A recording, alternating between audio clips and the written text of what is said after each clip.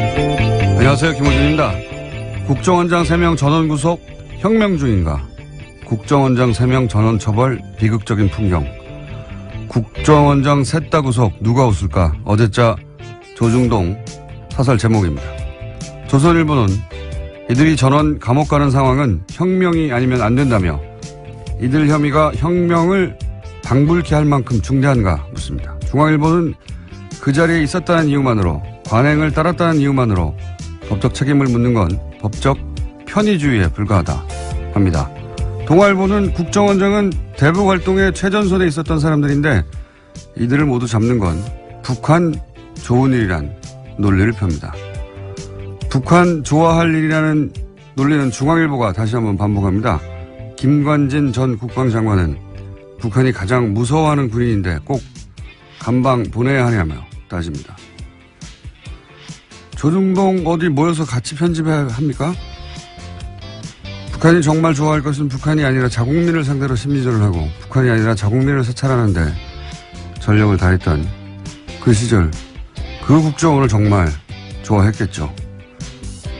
같은 날 같은 말을 동시에 해대는 건 자유인데 그래도 좀 말이 되는 걸로 해야죠. 너무 후지지 않습니까? 김호준 생각이었습니다.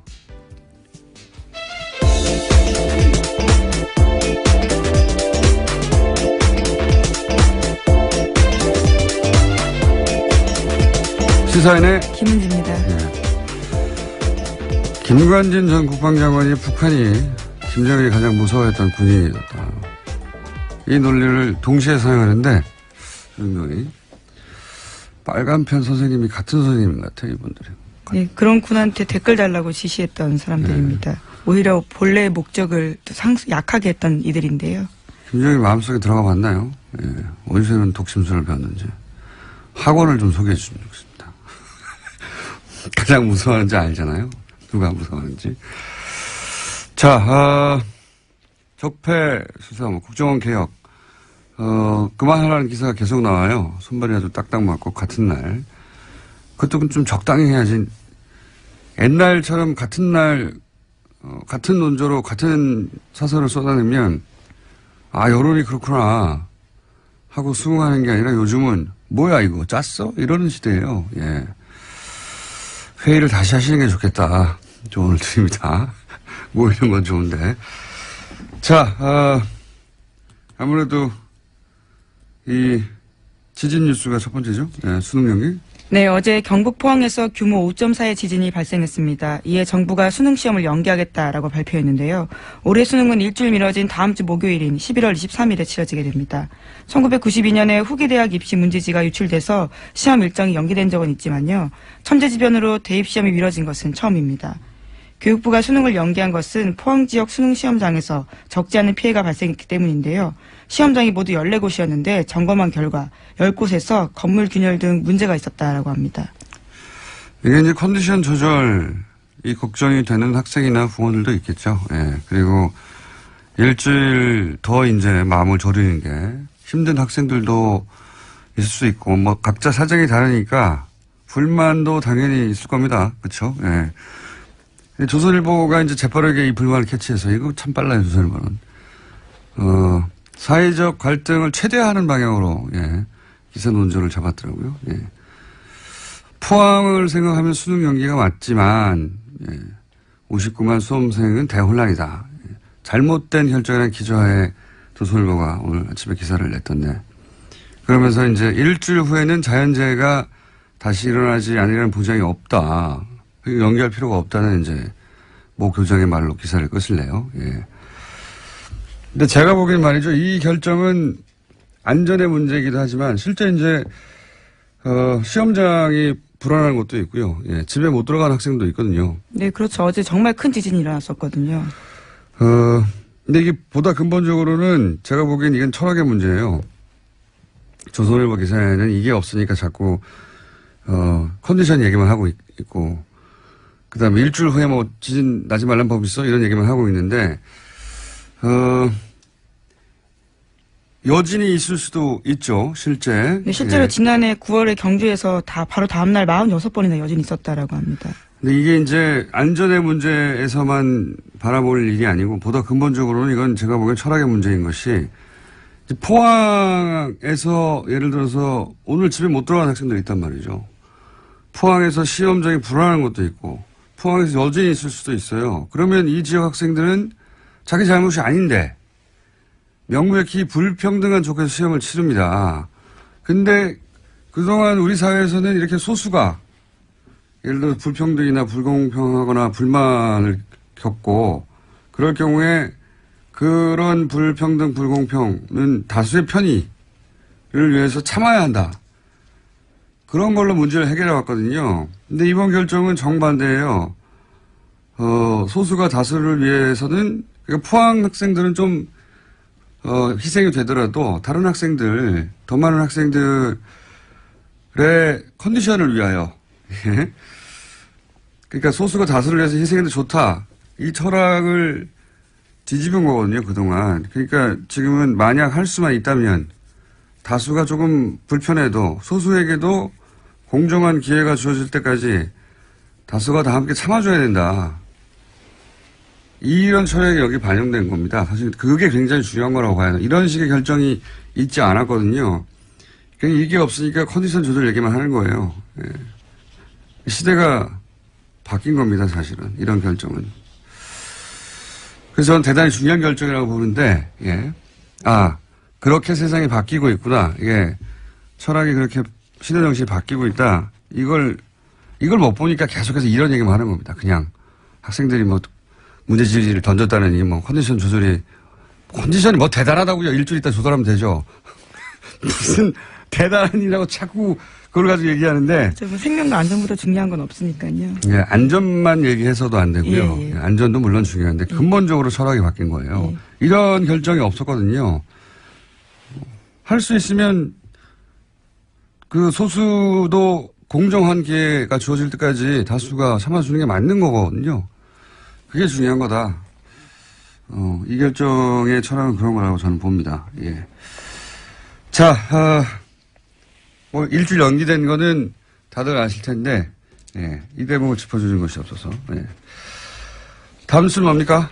네, 어제 정호성 전 비서관이 유죄 판결을 받았습니다. 박근혜 전 대통령의 지시를 받아서 최순실 씨에게 청와대 문건을 넘겨준 혐의가 인정된 건데요. 1심 재판부는 정 전 비서관에게 징역 1년 6개월의 형을 선고했습니다. 특히 재판부는 정 전 비서관과 박근혜 전 대통령의 공모관계를 인정했습니다. 자, 여기 중요한 대목은 이제 공모관계를 인정했다는 거죠. 예. 네, 그래서 판결문을 박근혜 전 대통령 재판부에 추가 증거로 낼 예정이라고 합니다.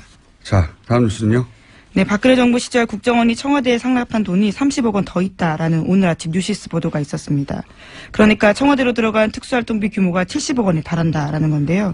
지금까지는 40억 원이 상납됐다라고 검찰 조사 밝혀졌는데 나머지 용처가 확인되지 않은 30억 원이 더 있다라는 겁니다. 이 중에 일부가 국회로 유입됐을 가능성도 거론되고 있습니다. 아마 국정원에서는 열심히 이제 해명을 했겠죠. 예, 뭐, 어차피 정확하게 그 내용을 알 수는 없고, 항목을 정해서 이건 뭐, 대북 공장에 사용된다든가, 이런 식으로 해명을 열심히 했을 텐데, 어떤 해명으로도 그 설명이 안 되는 돈이 이제 30억이 비는 거죠. 예. 네, 그렇죠. 불법으로 사용됐다라는 건데요. 3천만 원도 아니고, 30억이 비는 건데, 제가 보기에는 이제 40억 그 이전에 청와대에 상납했다는 40억보다 이 30억이 더 치명적일 수도 있겠습니다. 네. 어쨌든 30억이 더 나왔다. 근데 아무도 얘기를 하지 않고 있다. 그래서 네, 조사를 그렇죠. 하려고 한다. 여기까지고요. 이거는 그러니까 뭐 공작에 사용됐다고 하는데 정확하게 어떤 공작인지 모르겠다가 아니라 그런 거 다 빼고 나서 전부를 다 뺐는데도 이건 도대체 설명을 못하는 돈이 나온 거죠. 예. 이 돈이 더 치명적일 수도 있겠습니다. 자, 다음은요. 네, 관련해서 어제 검찰이 또 내용들을 이야기했는데요. 40억 원은 박근혜 전 대통령이 국정원의 특수활동비를 상납받아서 사적으로 사용했다라는 부분들을 밝혔습니다. 국가안보를 위해서 써야 할 돈이 최고위급 공무원에 의해서 사적으로 사용됐다라는 겁니다. 아, 참. 모두들 그런 거 아닐까? 이렇게 예상을 했었는데, 의상비, 뭐, 미용, 주사, 이런 거 아니었을까? 왜냐하면 그런 것들을 지속적으로 했는데도 불구하고 통장에서 돈이 빠져나가는 흔적이 없었다고 박근혜 전 대통령 했었으니까 그런 결심을 했었는데 검찰이 구체적으로 특정하지는 않지만 사적으로 사용됐다까지는 얘기를 한 거네요. 만약에 이 돈이 40억이 와서 온 거는 불법이라 하더라도 그 용처가 공적인 용도였다 하면 정상창잡이 됐을 텐데 이게 뭐 올림머리 하나 써졌다면 단돈 몇십만 원이라도요. 밝혀지겠죠. 예, 다음은요. 이명박 전 대통령이 어제 귀국했습니다. 출국 때와는 달리 말을 아꼈는데요. 이런 가운데 바레인에 동행했던 이동관 전 홍보수석이 문재인 정부의 적폐청산을 강하게 비판했습니다. 이런 이야기인데요. 수사도 법과 제도를 허용한 절차 내에서 하는 거다라는 거고요. 완장차면 아무 데서나 와서 무슨 짓이나 해도 되냐라는 다소 거친 이야기들을 했습니다. 많이 불안하신가 봐요. 예. 완장차면 아무 데나 가서 아무 짓을 한 것은 그 정권이었죠. 그게 지금 밝혀지고 있는 거고요. 예. 법과 제도가 허용하는 절차 내에서 하고 있어요.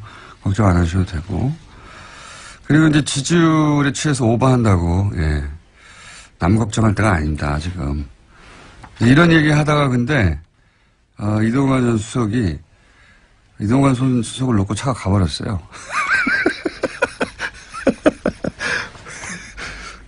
그래서 이걸 SBS에서 이런 짜투리 영상만 모여서 예, 보도하는 뉴스 있지 않습니까?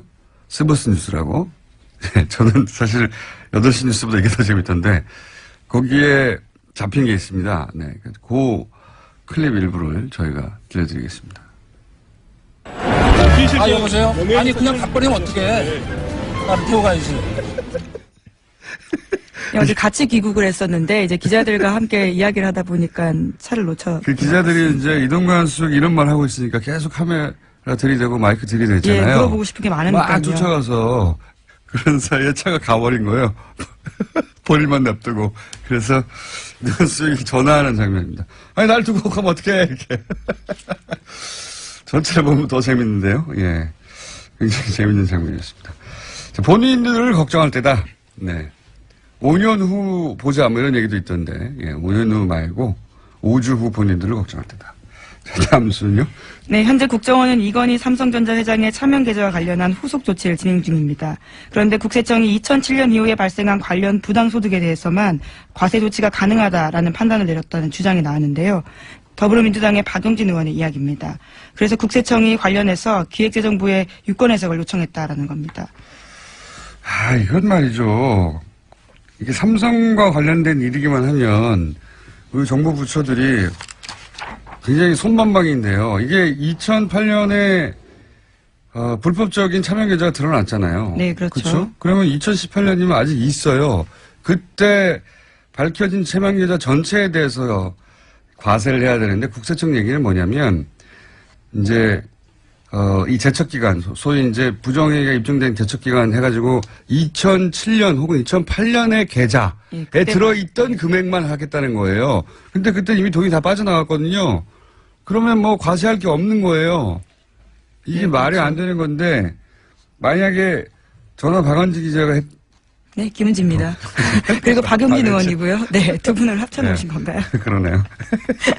김은지 기자가 10년 전에 불법행위가 들켰다. 네, 안 했습니다. 그러면 그 행위 들켰을 때 들킨 돈 전체에 대해서 과세를 해야죠. 네, 그렇죠. 이 회장 같은 경우에는 차명계좌 개설이 1980년대부터 이뤄졌다라고 하는데요. 그런 것들을 고려하면 상당 금액의 소득이 과세 범위를 벗어나게 된다라는 겁니다. 과세할 게 없어지는 거예요. 네, 깡통계좌 과세. 이러면 안 됩니다. 거죠. 네, 이러면 안 되도록 뉴스공장에서 계속. 네, 김은지입니다. 아니, 뉴스공장에서요. 계속 저희가 주목하고 있겠습니다. 자, 하나 정도 더 하면 끝내야 될 것 같습니다. 오늘 리얼미터가 있어가지고요. 네, 시진핑 중국 주석의 특사가 내일 북한을 방문합니다. 중국 고위급 방북은 1년 9개월 만인데요. 이번은 방북을 통해서 북중 관계가 개선될지 관심이 쏠리고 있습니다. 그리고 저 뉴스도 또 나왔어요. 트럼프 핵버튼 네, 그렇죠. 제안하려고 하는. 예, 청문회가 지금 열리고 있는데요. 열렸습니다. 14일, 현지 시각으로 14일인데 미국 상원외교위원회가 관련한 청문회를 열었습니다. 미 의회가 대통령의 핵공격 명령 권한을 견제하는 청와대 청문회를 연 건요. 41년 만입니다. 자, 이제 뉴스공장에서 트럼프 미친 건가 아닌가, 미친 건가 미친 척하는 건가 이런 이야기를 몇 주 전부터 했는데 예. 트럼프가 미친 거 아닌가라는 말을 여기서 미쳤다는 말은 사실 이런 표현이죠. 정상적으로 해법들을 맡겨도 되는가. 그렇게 정신건강이 건강한가. 정신건강에 문제 없나. 이런 질문인데 이게 이제 저희가 하는 게 아니에요. 미 상원 외교위원회가 아예 청문회를 열어서 뉴스공장에서 했던 보다 더 강성 발언을 하고 있습니다. 네. 대통령이 돈키호테고 버튼을 언제 누를지 모르고 3차 대전을 끌고 갈지도 모르니까 권한을 제한해야 한다고 미국의 상원은 공화당이 지금 다수예요. 예, 공화당은 트럼프 대통령이 속한 당입니다. 공화당이 다수인 외교위원회에서 지금 이런 청문회를 하고 있어요. 우리가 생각하는 것보다 훨씬 트럼프 대통령의 정신건강에 대해서 미국 정치권에서도 걱정하고 있다. 네. 그렇습니다. 그래서 이 청문회 결과가 어떻게 될지 모르겠는데 상원도 그렇고 하원도 그렇고 똑같은 얘기가 나오고 있어요. 자, 오늘 여기까지 하겠습니다. 네, 시사인의 김은지였습니다. 감사합니다. 네, 바로 이어서 리얼미터. 안녕하십니까. 안녕하십니까. 오늘 바빠요. 네, 빨리 하겠습니다. 네. 자, 수치를 쭉 읊어주세요. 네. 3주 동안 문재인 대통령이 70%대 지지율 유지했고요. 역시 올랐습니다. 2.2%포인트 오른 72.3%이고요. 지지율이. 부정평가는 0.5%포인트 내린 23.6%입니다. 그러니까 지난 9월 3주차에 북핵 이후에 65.6%를 가장 낮게 떨어졌거든요. 예, 그래서 한 7% 정도 그 이후에 회복이 되었습니다. 그래서 지금 이제 원인으로 보자고 한다면은 유엔 연설이 조금 이전에 있었지 않습니까? 그 이후에 계속 한중 관계 회복이라든지 그런 부분들이 가장 큰 요인이 아닌가 싶고요. 그리고 이제 사회경제적 배경으로는 그 적폐청산, 그러니까 국정원 특활비 상납 의혹 이것이 워낙 컸고요. 그리고 MB 정부의 어떤 군 댓글 정치 공작이라든지 이런 부분들이 계속적으로 확산되고 있습니다. 그러한 부분들이 영향을 미치지 않았나 싶습니다. 그래서 뭐 70% 초반대로 올랐다는 거잖아요. 그렇습니다. 네, 72.3%입니다. 72.3%요? 네. 네. 69.5%나 70.3%나. 뭐. 아니, 불과 한 달 전쯤만 해도 그러니까 일간 조사를 보면 앞에 7자를 하나도 찾아볼 수가 없었거든요. 근데 지금 북핵 실험의 여진이 계속되는 상황이었고. 그렇죠. 근데 지난 수요일부터 5일 연속 앞에 7자가 붙고 있습니다. 일간으로. 어제 예를 들어서 어제 오늘은 어떻습니까? 그러면? 그러니까 어제 같은 경우는 어제 같은 경우 73.6%까지 올랐고요. 그제 같은 경우는 72.4%로 올랐습니다. 북핵 이전의 상황으로 돌아갔다. 예, 지지난주까지는 보합 또는 강보합 이런 얘기를 했었는데 상승세로 봐야 될 것 같습니다. 네. 북핵 이전으로 돌아갔다 이렇게 정리해 주십시오. 네, 알겠습니다. 그래봐야 수치가 네, 정당으로 넘어갈까요? 안 되기 때문에. 네. 저는 큰 변화가 몇 개월 동안 있었던 것 같은데 결국 몇 프로 빠졌다 몇 프로 올랐다 이 정도 수위. 아니 많이 그때 8.2%포인트 북핵 이후로 빠졌고요. 그러니까 8.2%가 엄청난 것 같은데 저는 별로 엄청나지 않습니다. 알겠습니다. 예, 정당으로 넘어가죠. 네. 정당은 민주당 먼저 알려드리겠습니다. 지난주에 상당폭 빠졌는데요. 2.6%포인트 상승해서 50.8%를 기록했습니다. 문 대통령 순방 외교 효과가 아닌가 싶고요. 자유한국당 같은 경우는 지난주에 탈당한 의원들이 복당하는 과정 속에서 소폭 올랐는데 이번에 횡보했습니다. 0.2%포인트 하락해서 18.4%를 보였고요. 생각만큼 여기는 많이 오르지 않나요? 네. 예. 지난번에 이제 예측을 했다시피 크게 합당, 통합 그런 어떤 효과들은 미미할 것이다라고 예상을 했는데요. 그런 결과가 이어지고 있는 것 같습니다. 바른정당 같은 경우 이번 주 초에 유승민 의원이 새 당대표로 선출되었죠. 그러니까 지난주부터 조금씩 회복세를 보이고 있습니다. 5.9%를 기록해서 0.4%포인트 상승했습니다. 국민의당 같은 경우는 내림세가 이어지고 있습니다. 2주째 내림세인데요. 0.3%포인트 하락해서 5%입니다. 지금 문정부에 대한 태도라든지 그리고 당의 진로, 정체성 이런 걸 둘러싸고 내용이 파열음이 이어지고 있는데요. 이러한 영향이 지속되고 있는 것 같습니다. 정의당 같은 경우는 조금 많이 빠졌습니다. 민주당하고 연동관계가 있기 때문에 0.9%포인트 하락해서 4.9%입니다. 네. 정당 지지율 변화도 사실은 커야 1, 2%고, 작으면 대부분 0점대라서. 네. 하여튼, 지금 지형의 변화는 없다. 이게 계속 유지되고 있는 상황이고. 그렇습니다. 네. 대통령 지지율도 이제 북핵 직전이니까 한 3월이 되겠네요. 예. 그렇습니다. 예. 예, 지금 11월인데 예. 3월 이전으로 돌아갔다. 뭐. 예. 그런 겁니까? 북핵이 터지자마자 야권에서는 3월이 아니죠. 예. 6월 아닙니까? 북핵 말입니까? 북핵 말고 이제 문재인 대통령 지지율의 네. 등락폭. 8월이군요. 예. 진짜 3월은 예. 하여튼 아직 탄핵 국면이었네요. 1년 정도 지난 것 같은 느낌이 들어가지고. 예, 워낙 많은 일이 있다 보니. 예. 8월 이전으로 돌아갔다. 네, 북핵 6차 실험 전으로. 맞습니다. 네. 네. 이 정도로 생각하면 되겠습니다. 네네. 큰 틀에서는. 네. 자, 이번 주 현안 주소는 뭡니까? 박정희 전 대통령 동상을 건립에 대해서 논란이 상당히 많이 벌어지고 있습니다. 정치적인 이슈 외에도. 그러니까 지금 저희 TBS가 있는 그 서울시 그 마포구 상암동 이 인근에 네. 서울시 부지에 인근이 아니고 예. 바로 눈앞이에요. 눈앞인가요? 걸으면 2분 정도 걸립니다. 예. 네. 그래서 여기 이 주위에 이제 건립하는 걸 두고 논란이 벌어지고 있는데요. 참고로 이제 도서관입니다, 여기는. 예. 네. 도서관인데. 기념 도서관 이제 부지에 예. 굉장히 크죠, 사실은. 네, 동상이 5m든가요?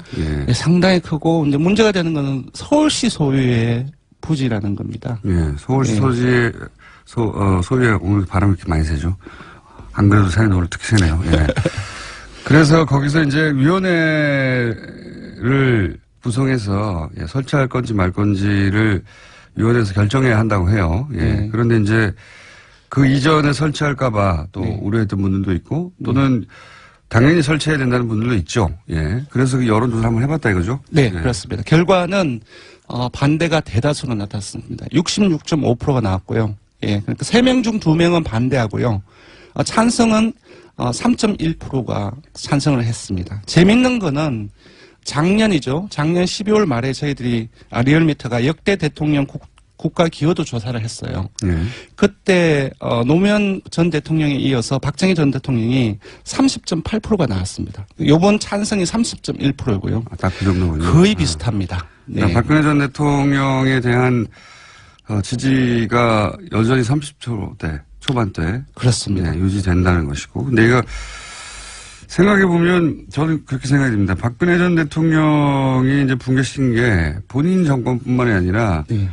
우리 사회에서 한 60년 이어졌던 박정희 패러다임을 근본적으로 사실은 붕괴시키는 역할을 했다.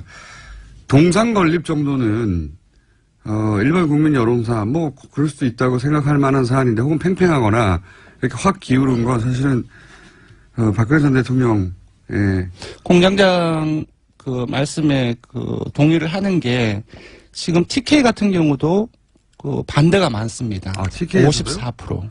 그러니까 의외네요. 예, 그러니까 국정농단 이후에 그 아버지 박정희 전 대통령에 대한 인식들 자체, 태도 자체도 근본적으로 좀 흔들리고 있는 과정이 아닌가라는 생각이 듭니다. 왜냐하면 이게 뿌리를 거슬러 올라가면 박정희 전 대통령 시절의 최태민으로부터 이어진 그것이 결국 여기까지 왔기 때문에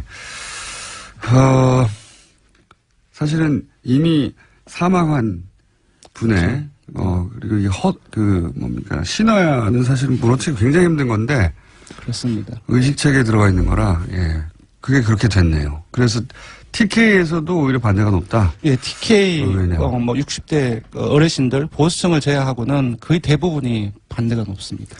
알겠습니다. 조사 결론요? 예, 이번 주중조사는 TBS 의뢰로 이번 주 월요일부터 수요일까지 전국 19세 이상 성인 1,512명을 대상으로 했습니다. 유무선 전화면접과 자동응답 혼용 방식으로 실시했고 표본 오차는 95% 신뢰 수준 플러스 마이너스 2.5%포인트였습니다. 응답률은 6.1%고요.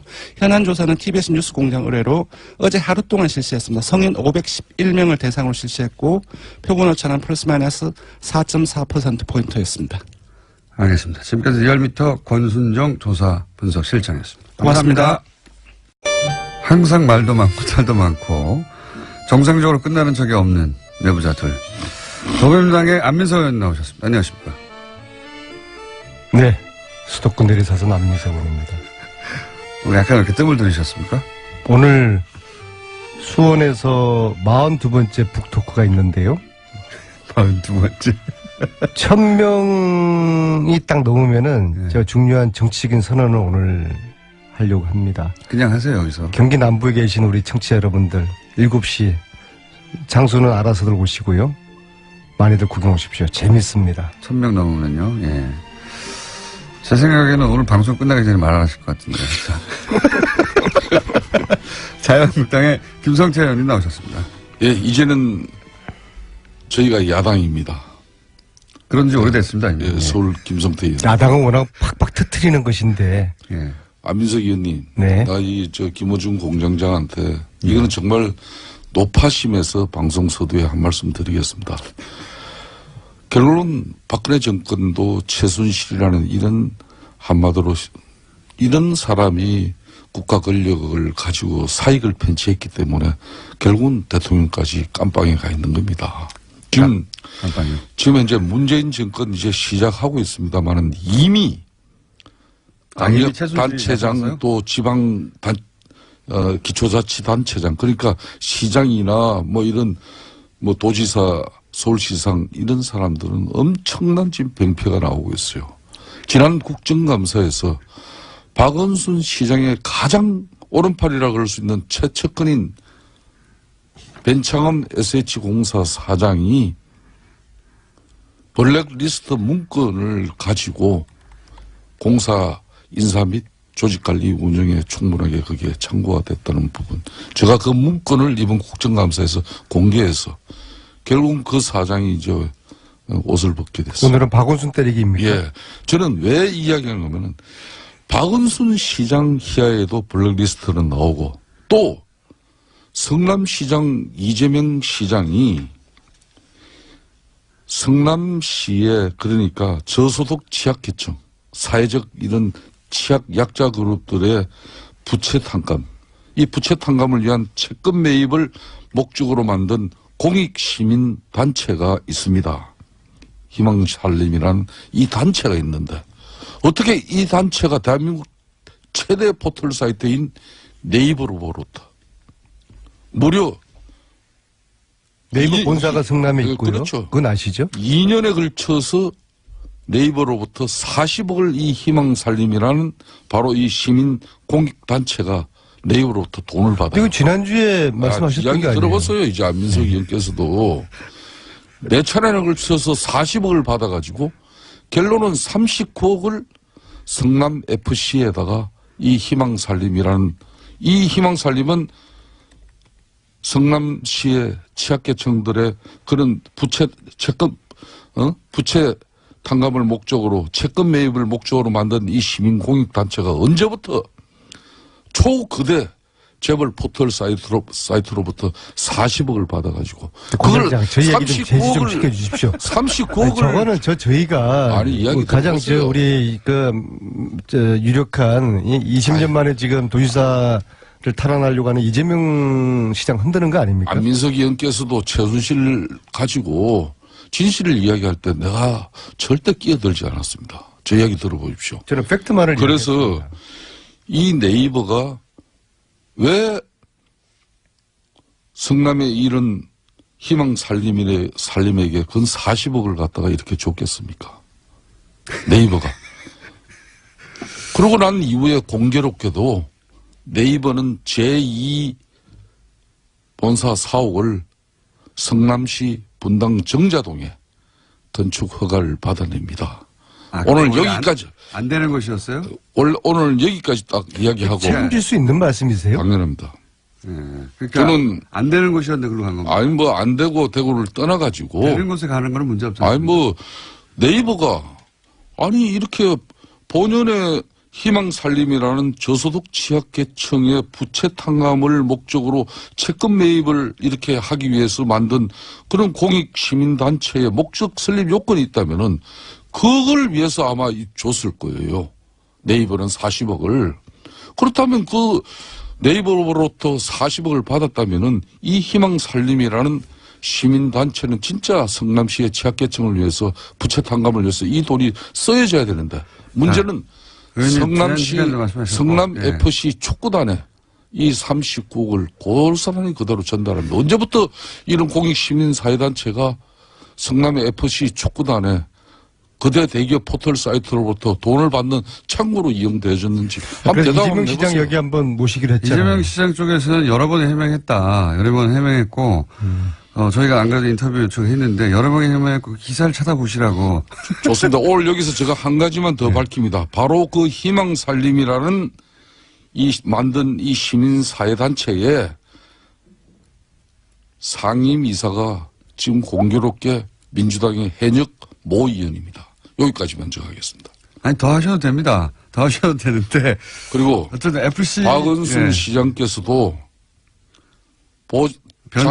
변창흠 자신의 예. 최측근이 지난 3년 동안 SH공사를 통해서 엄청난 서울시 주요 사업들의 개발 현장에서 이 SOH공사가 어떤 일을 했는지 많은 저희들은 제보를 받고 있습니다. 박원순 시장이 SH공사 사장 퇴임으로 이 블랙리스트 묶은 이 상황을 끝장내서는 안 됩니다. 반드시 본인도 그에 상응하는 김 책임을 대표님은 예. 우리 보수 정치 세력도 부패했고 그래서 국정농단 일어났지만은 진보 세력인 당신들도 똑같다. 예, 별 차이가 없다. 그걸 말씀하시는 거예요. 저는 그렇습니다. 저는 그래서 문재인 적어도 대통령 박원순, 이재명 두 분에 있어가지고는 김성태 의원님 지금 주장하는 것을 저는 그렇게 믿지 않아요. 이게 이제 안민석 안민석 의원님 벤치마킹 하는 거예요. 안민석 의원님 만일 박원순 의원님이 시장 희하에 몇 년간 해가지고 성공하셨지 않습니까? 그거 하시는 박원순- 거예요. 제 안민석 따라하기. 예, 예. 아니 뭐 저는 다른 게 아니라 진실을 이야기하는 거예요. 박원순 시장 최측근 SH공사 사장이 SH공사 1,500명 직원을 대상으로 그것도 최고위급 간부 1급 2급 간부들을 대상으로 박원순 시장하고의 관계 동그라미 세모 엑스표 그리고 진보 성향에 따라서 또 그런 구분 만일 그런 블랙리스트가 실제적으로 존재했다 그러면은 이거야말로 최순실 국정농단보다도 자, 가름할 수 있는 그런 예. 정도. 김성태 의원님, 예. 다스는 누구 거예요? 다스는 지금 현재 네. 윤석열 서울중앙지검장에게 한번 물어보세요. 저한테 물어보지 말고. 그래도 답변을 MB 측근이었던 김성태 의원님은 알고 계실 거 아니에요? 저는 분명하게 이야기지만 MP 측근이 아니었습니다. 18대 좀 때 친박이었습니까? 저는 가장 이명박 대통령을 비판을 많이 했던 사람 중에 한 사람입니다. 자, 여기서 여기까지만 하겠습니다. SH공사 얘기는 저희가 또 그 박원순 시장 혹은 뭐 서울시로부터 답변을 한번 요청 받아보고요. 우리가 이 자리에서 예. 서로에 대한 상대 당에 대한 어떤 정책과 비전을 신랄하게 공격하고 비판하고 선의 경쟁하는 자리가 돼야 되는데 저 아침부터 새벽밥 먹고 나오셔가지고 그 사람들 저렇게 막 네거티브 하시고 참 애처롭습니다. 아무리 지금 야당이 먹고 살 게 없다 할지라도 안민석 의원님, 좀 달리 그, 포지션을 안민석 잡으시면 안 그 됩니까? 최순실 국정농단을 네. 들고 사회정의와 공정한 세상 불평등을 없애야 된다고 그렇게 아니 최순실하고 먹잇감을 이재명하고 올릴 때는 그걸 언제입니까? 등치할 문제입니까? 야당일 때는 그렇게 서민약자 정의를 부르짖던 민주당의 중심 안민석 의원이 아니 이번에 홍종학 지금 현재 장관 청문회 끝나고 청문보고서 채택 안 됐죠. 그런 장관 빨리 아니, 판단해 근데 줘야죠. 장관 청문회 하고 나면은 찬반 의견을 내서 채택을 해야 될 거 아니에요? 그럼 야당은 반대 지금 하는 입장이니까 우리는 반대한다라는 의견을 내서 이걸 채택을 해줘야 되는데 채택 자체를 안 하는 거는 국회의 역할을 지금 방기를 하는 안민석 거예요. 의원님 입장 바꿔서 한번 이야기해 봅시다. 만일 저희 쪽에 장관을 이렇게 추천했는데 우리 장관 후보자가 수십억 대의 그런 상가를 쪼개기로 이렇게 정려받고 이 부의 대불림에 대해서 내로남불 행태를 누구보다도 많이 보였던 그런 지난 19대 국회의원 활동을 하신 분이에요.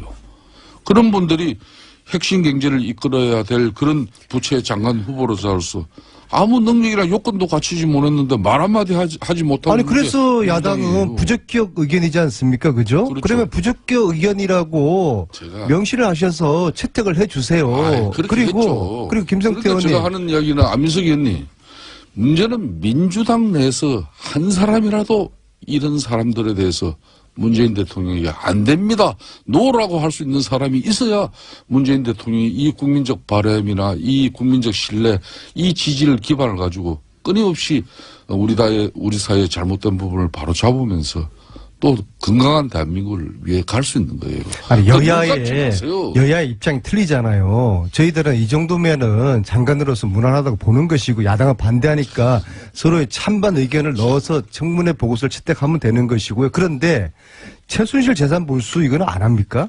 해야죠. 야당은 어떤 하세요. 입장이에요? 하십시오. 야당은 최순실 재산 몰수에 근데 대해서 어떤 입장이에요? 안민석 의원님. 네. 왜 민주당 내에서도 최순실 재산 몰수 특별법에 흔히 말하는 법조인이 왜 그렇게 반대를 하는 사람들도 있어요? 저희들은 민주정당이니까 찬반 다 인정하고 존중하죠. 그래도 저희들은 120명 중에서 105분이 서명했는데 자유한국당은 단 한 분도 김성태 의원님 빼고 단 한 분. 한 분 있지 않습니까? 김성태 의원님도 사실 저한테 뭐 전문 용어로 엮여서 하신 거죠. 진짜로 이게 엮여서 최순실 재산 나는 몰수 의사 있습니까? 우리 자유한국당 김성태 의원님 빼고는 아무도 찬성하지 않은 거 아닙니까? 왜 찬성하지 않아요? 자유한국당 의원들 그렇게 폐마하면 안 돼요. 예? 자유한국당이 만일 의견은 존중하는데 작년 이해할 수 없죠. 국회 대통령 탄핵 때도 자유한국당 의원 절반 이상이 우리 국민들의 분노를 받들어서 아무리 우리가 만든 대통령이지만은 최순실이라는 이런 한마디로 인간에 의해서 국가 권력이 사익으로 편취되어지는데 이용되어졌다면은 그걸 용납하지 못한 쉽게 말하면 집권당이 당시 새누리당이었습니다. 네, 다음 주 특별법 토론회는 제가 김성태 의원 꼭 나오실 그렇기 거죠? 때문에 지금 민주당도 건강한 당청 관계가 유지돼야 예, 알겠습니다. 문재인 대통령이 정말 훌륭한 대통령으로 아니, 될 수 있어요. 그래들이나 잘 하세요. 언제 권력 잡았다고 말해야 미국 비행기 한번 탔다고 그렇게 안민석 의원이 언제부터 그렇게 그게 달라졌어요? 그렇게 배가 아프세요? 시트가면 그렇게 그 이야기 꺼내시고요. 근데 제가 지금 북토크를 한 40번 이상을 전국을 돌아보니까는요, 깜짝 놀란 게 국민들은 최순실 재산 몰수가 되었거나 앞으로 잘 될 줄 그렇게 알고 계셔요. 합시다. 하자니까요. 찬성하시는 자, 것이죠? 그러면 김성태 근데 형님은 김성태 의원님 혼자만 하자 하시는 거 아니에요? 당내에서 자유한국당은. 하자고 이렇게 확 끌고 가려면 자리가 필요하지 않습니까? 원내대표라든가. 원내대표 이런 거? 공약으로 이거 한번 내걸어 보세요. 저는 자신 있습니까? 저는 지난번 최순실 국조특위 위원장을 하면서도 잘못된 것은 잘못된 것으로. 아니, 그럼 그때는 그랬죠. 의원님, 그 대신 잠깐만요. 불필요한 오해와 한 달쯤 있으면 편견이 있다면 그건 바로 잡아야죠. 한 달쯤 있으면 원내대표 있지 않습니까? 뭐요? 자영. 자영국장에 아니, 원내대표 있지 않습니까? 아니, 김호준 예. 공장장하고 안민석 의원께서 이 남해당 원내대표 선거 절대 초치지 마시길 바라겠습니다. 저는 최순실 재산 몰수 이거 공약으로 내거시면은 제가 열심히 뒤에서 제가 응원을 해드리겠습니다. 아니, 그 그리고 원내대표 제가 되시면은- 이야기 통하는 자유한국당 의원님들이 몇 분 계시거든요. 아니, 원내대표 나가실 거죠? 아니, 저는 막 한편으로 예, 한편으로 나가실 거죠? 우리 안민석 의원께서 요 근래 좀 진중하신 그런 모습이 또 보기는 좋아요. 여당 중진이 됐으니까 아, 뭐 집권당- 저희 운명으로 생각해요. 야당일 때는 네. 솔직히 어떤 때는 막 질러대고 때로는 좀 자료가 미비하더라도 국회의원의 면책 특권을 가지고 이렇게 사회 정의를 위해서 지져야 됩니다. 그렇지만은 집권당 의원은 정말 신중하고 정중해야 되거든요. 그런 지금 현재 자세를 가다듬어 가고 있는 모습은 근데 저는 질러도 상당히 제대로 질르셔야죠. 이재명 시장 같은 이런 애매하고 현장에 발로 뛰지 않은 이런 자료를 가지고 보세요. 좋습니다. 그러면 질러대시면은 이거 국민들 저희 동의받기 당에서 어려워요. 네. 예, 제가 자유한국당 정치보복대책특위 위원장입니다. 네. 저는 최순실 국조특위 위원장 할 때도 당시 대통령 국가권력 우리 집권 등에 많은 동료 의원들이 있었지만은 국민들 눈높이에 맞춰야 된다는 게 저는 저 소신이었어요. 그렇기 때문에 이재명 시장과 박원순 시장도 잘못한 게 있다면 올바르게 국민들한테 평가받을 수 있도록 우리가 알려야죠. 이렇게 그 하시면 역할 되겠네요. 제가 하겠습니다. 오늘 42번째 안민석의 수원 북토크에 김성태 의원님이 깜짝 출연하시는 겁니다. 그래서 자유한국당에서도 최순실 재산 몰수 이거 함께 추진하겠다. 그러니까 내가 개인- 앞장서겠다. 제가 궁금한 건 그렇게 개인으로서 한번 오늘 오시죠. 수원에. 개인으로서는 이미 이제 그 법안 이름을 올리셨으니까 제가 궁금한 건 자유한국당의 이제 다른 의원들도 환수법에 동참하자고 하려면은 의원님한테 힘이 필요한데 원내대표 곧 있으니까 여기 나가시냐 이거죠. 나가셔서 저는 원내대표 조만간에 저에 대한 출마에 대한 입장을 나가시는군요. 나가시면 말씀하시나 보구나. 나가시면 만약 원내대표 되면 이 재산 환수법 관련해 가지고 안민석 의원께서 예. 정말 최순실의 국정농단을 위한 사익을 편취한 그 부분을 국가 재산으로 한수 몰수하기 위한 그런 노력이라면은 저는 협조합니다. 그 아, 대신 그래요? 네, 감사합니다. 개인적으로 말고 그 이상으로 해서 그 차이는 이걸 어디서 정쟁이나 갈라집니까? 정치적 목적에 또 패닉을 취하기 위한 그런 수단으로 이걸 가져가면 그거는 저는 그걸 우려해가지고 민주당 내 동료 의원들도 이 법에 대표님, 예. 물론 대표님이래 아, 내가. 이렇게 초를 치고 있으니 참.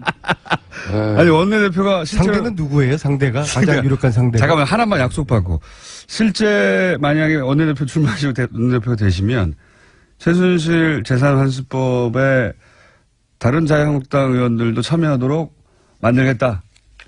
저는 아직까지 아무런 위치에 있지도 않는 사람입니다. 만약에 된다면요. 근데 네. 된다면 저는 아직 출마의 입장도 공식적으로 표명하지 출마하신다면 그렇기 때문에 저는 지켜보십시오. 사람이라는 것은 지금까지 살아온 제 삶이나 족적을 가지고 그러면 평가를 출마하시 전제를 달고 출마하시고 당선되시면 이거는 하시는 걸로 그럼 같이. 그런 제가 김원중 공장장한테 강요받지 않아도 네. 우리 국민들의 다 알아서. 분노와 예? 네.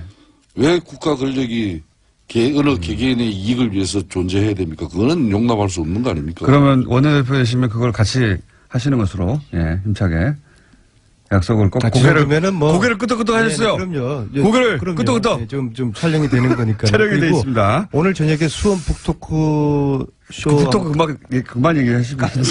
책 팔아서 빨리 독일 한번 또 갔다 와야 되는데요. 제가 정중하게 제가 초대할게요. 상대편 원내대표. 안민석 의원께서 후보. 북토크 정말 고생하시면서 잘 하시는데 아무리 뭐 같은 동료 의원을 하루 전에라도 뭐 일정을 말씀해 주셔야지. 저도 지금 바쁩니다. 예? 본인만 바쁜 게 아니고. 예? 원내대표 라이벌은 누굽니까? 홍문정 의원인가요? 그거는 뭐 언론 기사를 보셔가지고 다 잘 아실 거 아닙니까? 저는 적어도 그러니까 여야를 나가시네. 불문하고서 나가시는군요. 예. 원내대표 대쇼도 나오시는 거죠 여기? 뭐 몇 번 이 방송이 예. 많은 제가 살아가면서 이 방송처럼 괴롭힘을 많이 당한 방송. 나도 복수를 해야죠. 저도 뉴스 공장 때문에 정치 인생이 많이 엉클어졌어요. 안민석 의원하고 김성태 의원님만 피해본 게 아니에요. 공장장하고 내가 같이 해가지고 얼마나 내가 힘든 시절을 많이 보냈는지 모릅니다.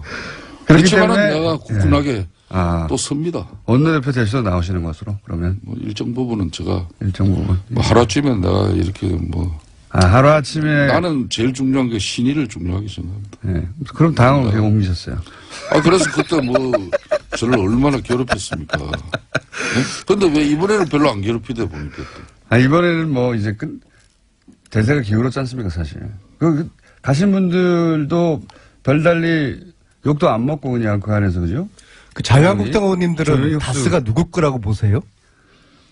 저는 근데 이제 그거는 진실은 최순실 돈은 국민의 돈이라는 건 맞는데, 그죠? 다는 아니지만 다스는 누구 거라고 자유한국당 의원님들은 생각하세요? 그런 이야기들 하시지 않으세요? 의원님들 모여서? 오늘 안민석 의원께서 또 최순실 국정농단 파듯이 한번 파보세요. 그리고 지금 현재 정권도 넘어가 있는 상태고 중앙지검의 윤석열 지검장이 의지를 제가 가지고 두더집니까? 저 이제 파는 거 그만하고 저는 요즘 정책과 비전을 만들어내는 여당 의원으로서의 역할에 굉장히 많은 시간을 할애하고 진짜 있고 이게 시리즈로 앞으로 1, 2, 3탄 한 10탄까지는 계속 터질 거고요. 예. 조금 그걸 기대해 주시고요. 이제 파는 거 이제 안 합니다, 저는. 안민석 의원이 요즘 확실히 달라졌어요. 네. 뭐 우리 집 아이만 달라진 게 아니고 안민석 의원도 달라진 게 저는 대단히 요 근래 행복으로 느낍니다. 그게 그렇게 읽혀집니까? 달라졌어요. 집권당은 진짜 그리고 제가요. 두 분의 허락한 대안을 밖에 나가서 야당은 하시고, 좀 더 네. 화력을 좀 더 강하게 준비하시고 쏠 때는 국민들이 깜짝 놀랄 만한 신뢰 있는 데이터를 가지고 하셔야 됩니다. 당연하죠. 안민석 의원 절대 내가 볼 때는 야당 탄압하는데 앞장서지 마세요. 아직도 여당으로 아직도 이 착각하시는 것 같아요. 제가 오늘 이 자리에서 한 가지만 마지막으로 밝히겠습니다. 국정원의 특수활동비는 어떤 경우도 잘못 쓰여져서는 안 되겠죠. 혹시 국회의원들이 저걸 받은 사람이 써줘야 있을까요? 되는 거고 만일 이 부분이 국정원의 특수활동비로 민주당의 모 인사들이 의원들이 만일 연루가 되었다면은 이건 대단한 민주당이 아마 치명적인 상황이 될 수도 그게 무슨 있다는 걸 말씀이세요? 분명히 말씀. 저희 당에 국정원의 특수활동비를 받은 의원이 있다고 보세요? 그 말씀하시는 거예요? 굉장히 위험한 말씀이신데요. 저는 그냥 막 지르는 거 민주당이 아니세요? 지금이라도 국정원의 특수활동비로부터 DJ 노무현 정권 또 박근혜 정권에서도 정말 우리는 당당하다. 이렇게 소신 있게 이야기할 수 있어야 된다는 거예요. 이런 건 여야가 따로 만일- 없는 것이죠. 만일 정의의 거기에서 문제니까요. 누구라도 국정원 원장에게 예? 출판 기념회에서 책값 받았다면은 그건 어떻게 되겠습니까? 그리고 국정원으로부터 뭐 공식 일정 간다고 해서 저게? 뭐 그러니까 장도금 MB처럼 지금 받았다면 이렇게 어떻게 되겠습니까? 협박하시는 거예요. 우리도 뭐 하나 지고 있다. MB가 지금 하는 수법 아니겠습니까? 끝날 때 돼서 네? 잠깐 사실관계를 정리하면 SH공사 사장은 사임한 게 아니라 임기가 종료된 겁니다. 네. 자, 임기 종료지만은 연임을 눈앞에 두고 있었습니다. 여기까지만 하겠습니다. 안민석, 김성태 의원이었습니다. 네, 감사합니다. 자, 이 코너명 계속해서 문자로 오고 있습니다. 그 중에서 지난주에는 박지원의 꿀렁꿀렁 임시로 1위 하고 있었는데 꿀렁꿀렁이 좋은 것 같아. 더 좋은 게 나왔습니다. 그래요? 예, 지난주에 나온 코너명 중에 적과의 빡침. 적과의 동침. 동심이 아니라 적과의 빡침. 국민의당 박지원 전 대표 나오셨습니다. 안녕하십니까. 안녕하세요, 박지원입니다. 예. 이제 적과의 동심이라는 그 있지 않습니까? 그거를 이제 적과의 빡침. 오늘은 예. 포항 지진 예. 또 여진으로 포항 시민들이 굉장히 불안해하고 또 피해가 있고 수능생들이 일주일간 연기당하고 또 무슨 국회의원들 걸린 사람들이 많아요. 네. 예. 뭐 또 이명박 대통령은 나갈 때는 뭐 개선 장군 올림픽 참가로 가더니 들어올 때는 예. 검찰청 사앞에 가서 기념사진 촬영할 준비해오고도 팩 주고 오고 좀 기분이 그러네요. 들어올 때는 왜 아무 말도 안 했을까요? 그러니까 검찰청 가서 이제 사진 찍을 준비하니까는 기분이 나빴겠죠. 수능을 연기한 결정 자체는 어떻게 보십니까? 저는 아주 잘했다고 봐요. 그렇죠. 예. 자, 그렇게 이제 시작을 해서 일단 몇 주 전부터 얘기하셨던 국민의당과 바른정당 연대 혹은 뭐 합당 이거는 뭐 안 된다라고 계속 오판이다 하셨잖아요. 최근이 아니죠. 어제 그저께 물론 뭐 당대표가 되어서 인사차 만난 것도 있지만 핵심적인 그 관심사는 이제 혹시 또 합당하느냐 혹은 연대하느냐 뭐 어떤 거기서 상견례한 이후에 뭔가 물밑에서 뭔가 있지 않을까 뭐 이런 생각들 많이 하지 않습니까? 자꾸 얘기했지만 계속 군불은 떼더라고요. 예. 또 연기도 많이 나요. 요즘은 아주 많이 나요. 연기가 많이 나요. 예. 그러니까 그 연기 맞다가 콜록콜록 기침만 하고 있는데 그래도 또 안철수 대표께서는 의지가 강한 것 같습니다. 그죠? 아주. 왔다 갔다 하니까 모르겠어요. 왔다 갔다 하지 않고 약간 주춤했다가 계속 같은 방향으로 가고 있긴 하는 거 아닙니까? 그러니까 이렇게 좀 몰아가는데 예. 상황을 봐가면서 이러다가 우리는 가랑비에 옷 젖는 것 아닌가. 가랑비에 내려가지고 예. 모르는 사이에 옷 젖으면은 스르르륵 되는 겁니다. 예. 그런데 꼭 그렇게 되지는 않을 거예요. 국민일보든가요. 그 전수조사라고 하며 기사화된 걸 보니까 당내 5분 정도는 합당을 찬성한다고 나왔던데요. 그리고 물론 뭐 반대하는 의견들이 더 많습니다만은 5분 정도는 찬성하는 것으로. 뭐 40명 중에서 예. 5분이야 그럴 수도 있겠죠. 그렇지만은 제가 볼 때는 통합이라고 하는 것은 40대 20을 생각했고 예. 지금 또 연대는 그 10명 숫자를 가지고 네. 우리에게 함께 하자 하는 것을 의미하는데 사실 원내 의석 한 석이 엄청나게 중요한 건 사실이에요. 예. 그렇지만 우리가 여당도 아니고 제일 야당도 아니고 40석에서 뭐 대석 붙여봐야 예. 거기서 거긴데 무얼 연대한다는 거예요. 우리가 연대해서 무엇을 이끌고 갈 수가 없거든요. 그리고 연대를 한다고 하는 것은 사실 방송법 개정 같은 것은 한국당이나 바른정당, 우리 민주당이 해서 국민의당이 해서 예. 민주당이 반대하고 있는 것을 설득하는 그런 것도 있을 거고, 예를 들면 적폐청산 같은 것은 민주당과 해야 되고 이런 건데 그렇게 딱 둘이 하겠다 하는 것은 저는 좀 명분상에도 그렇고 정치적 실리 면에서도 조금 전응아들이 하는 것 아닌가. 전응아들이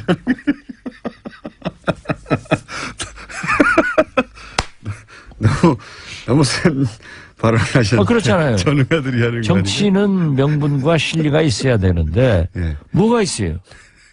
명분이 있어요? 실리가 있어요? 둘 다 없다고 보시는 거죠. 네, 그렇죠.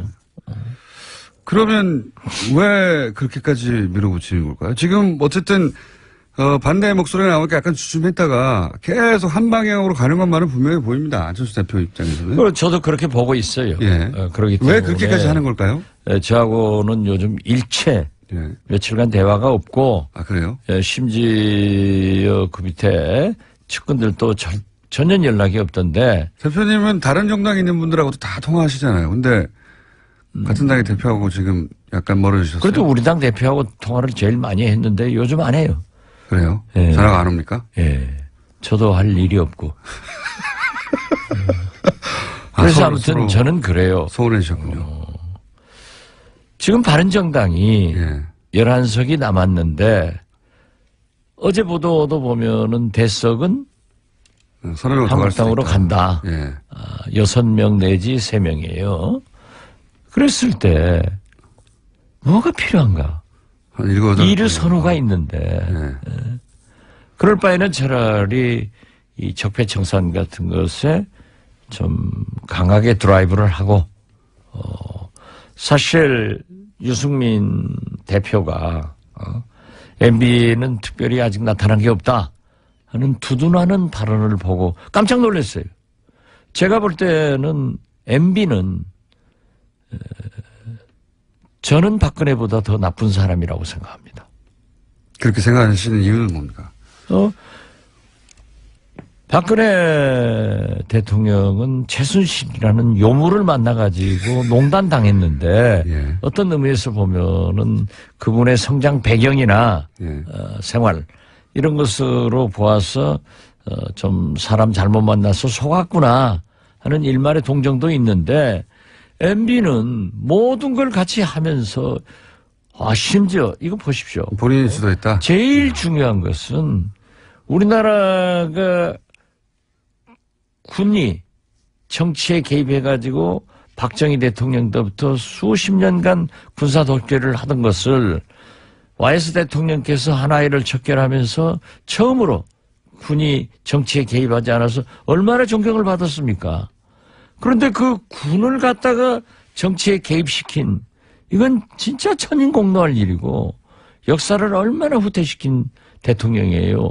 그런가 하면은 갖가지 비리, 의혹. 예. 예, 뭐 댓글 많잖아요. 이런 걸 보면은 나는 좀 간교한 분이다. 그리고 거기다 저한테까지만 하더라도 저축은행 없는 거 씌워가지고 미우니까 제가 자꾸 MB 조지니까 감옥 놀려고 했단 말이에요. 그런데 어제 참 재밌는 기사를 봤어요. 오문철이라고 예. 저축은행 저라에게 3천만 원 줬다는. 예. 그래서 저는 무죄가 됐지만은 예. 이 세금 제일 많이 안 낸 사람 리스트 1번으로 올라갔더라고요. 전두환 대통령 기록을 깼어요. 지방세 체납왕. 예. 예. 혹시 지방세 체납 한 거 있어요? 뭐 한두 달 하는 게 있을 수도 있죠. 기록 찾아보면 있겠죠. 예. 근데 뭐 그럼 우리 공장장도 거기 올라가야겠네요. 저는 그런 게 없으니까 예. 정확한 이름을 알 필요가 없어요. 104억 체납했다고. 예. 자, 그런데 그렇게 유승민 대표가 옹호할 때 오히려 공격해야 되는데 같이 적폐청산을 이렇게 힘을 주지 않고 오히려 이렇게 자꾸 연대 쪽으로 관심을 가진 이유가 정말 중요한 이유가 뭘까요? 반대하는 분들 더 많지 않습니까? 당내에도. 글쎄요, 그런 것은 아직 뭐 저는 이런 것 아닌가 하고 생각하지만은 우리가 오는 21일 끝장 토론을 하기로 했으니까 거기에서 모든 것을 얘기해야지 또 여기 이 불법 방송에서 얘기하면은 합법 발언도 의심되기 때문에 이런 거 아닙니까? 혹시 제가 보기에는 이런 걸까라고 생각되는 게 뭐냐면 당내 반대가 있다는 건 명백한 것이고요. 이미 많은 의원들 대표님 포함하여 많은 의원들이 그거 안 된다. 정체성도 다르고 실익도 없고 명분도 없다는 얘기를 많이 하셨는데 그러면 나갈 테면 나가라. 그렇게. 나갈 테면 나가라. 그렇다고 해서 딱히 나갈 것도 없지 않느냐는 자신감 하나.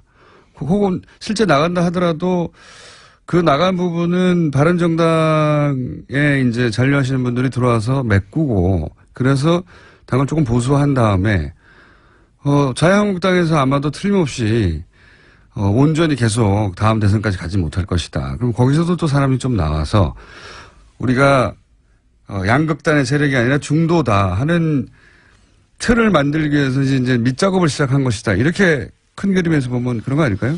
제가 볼 때는 뭐 부분적으로 맞는 부분도 있는데 뭐 공장장 실력이 그 정도 가지고는 분석이 안 되고 제 분석은 명확해요.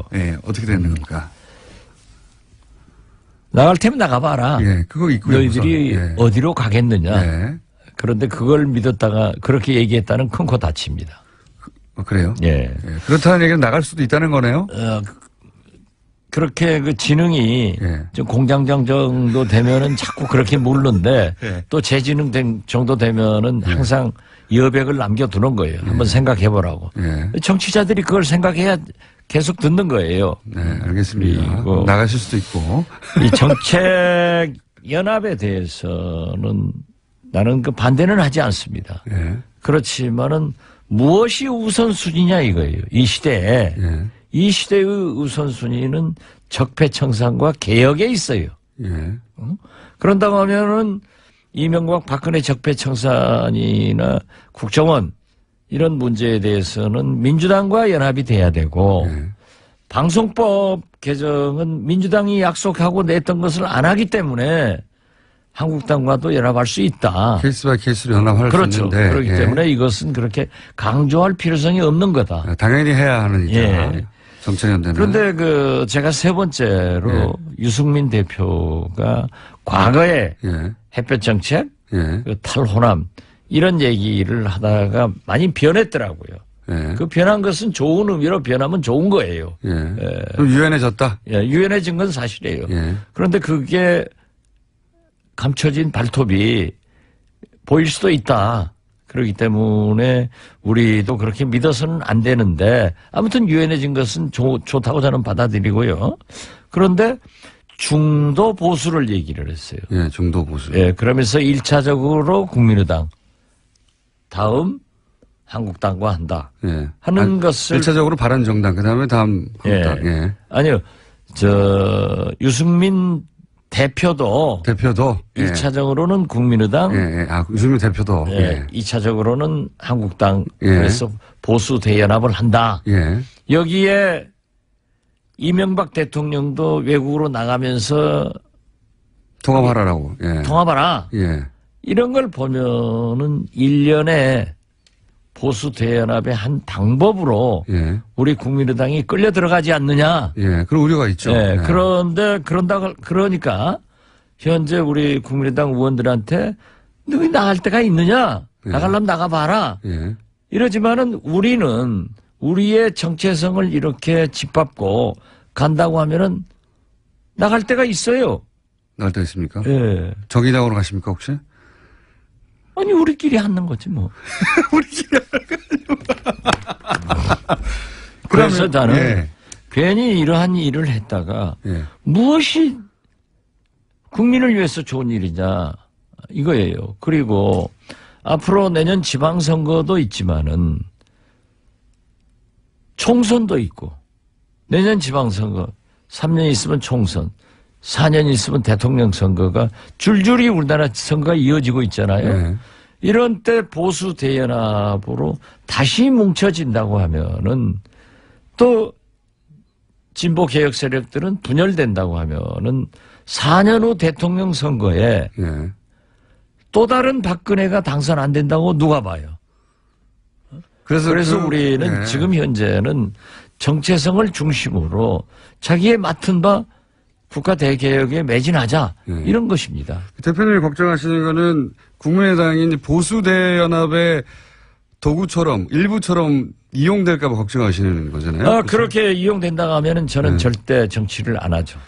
그런데 함께 안 합니다. 그런데 이제 그래서 유승민 대표도 국민의당하고 나중에 자유한국당과도 어떤 중도 보수 연합을 생각하시는 거고 유승민 대표 입장에서는 안철수 대표 입장에서는 자 뭐 호남에서 일부 반대하는 의원들이 있는데 나갈 테면 나가고 그렇게 그 강한 진보의 색깔은 좀 떨쳐내고 중도 보수를 본인을 중심으로 생각해서 국민의당의 일부와 바른당 일부와 그리고 자유한국당에서 일부 떨어져 나온 분들 해가지고 이렇게 또 본인이 중심이 된 당을 생각하고 그 중간에 이제 만나는 지점이 유승민 대표하고 있어서 유승민 대표와 본인이 경쟁해서 그 당에서 이기고 그 다음에는 대선 후보가 되고 이런 구상 아닐까요?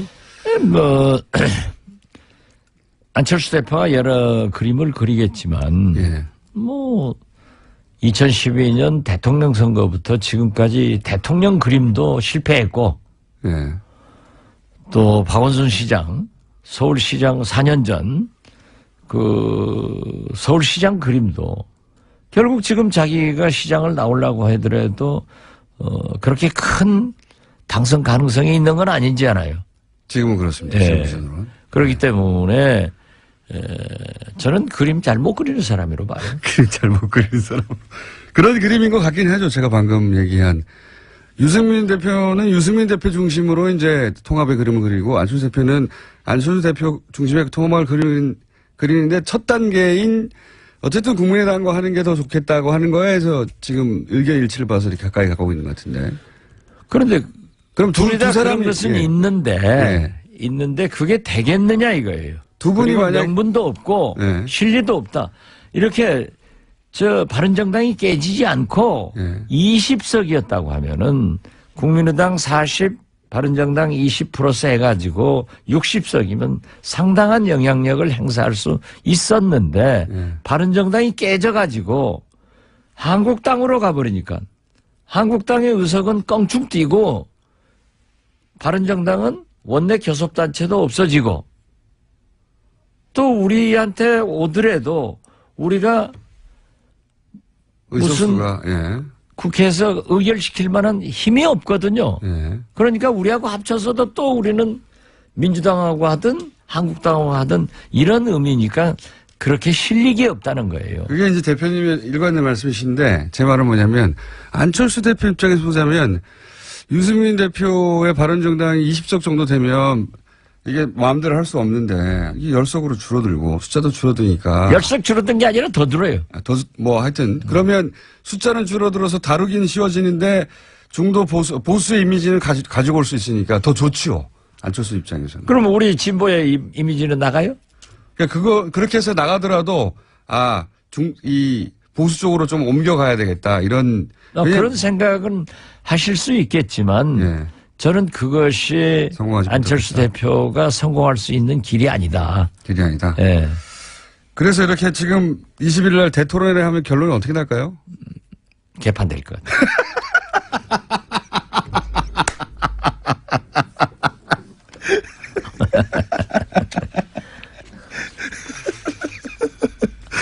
아니 그게 지금 현재 어제도 몇 사람들 만나보면 삼삼오오 만나보면은 안 된다는 것도 강하고 하겠다고 하는 사람들은 안철수 대표도 안 한다고 그래요. 예. 지금 현재 말씀은. 현재 말씀은. 그러니까 안철수 말씀을 저는 믿고 있어요. 그런데 그 주위에 있는 한두 사람은 또 계속 라디오에 나와서 하겠다고 뭐 하니까. 회의 석상에서 나와서 자기들끼리 회의니까 예. 지도부는 자기들이니까 거기서 하고 있으니까 우리야 모르죠. 그런데 우리끼리 모이면 또 이건 절대 안 된다. 한 가지만 여쭤볼게요, 더. 시간이 다 돼가지고. 오늘은 좀 짧으네요, 얘기가. 아까 나가라고 하는데 어디 나갈 데가 있겠느냐 하고 이렇게 밀어붙인다고 하셨는데 그럴 경우에 나갈 데가 있어요. 우리끼리 하지 뭐 하셨잖아요. 네.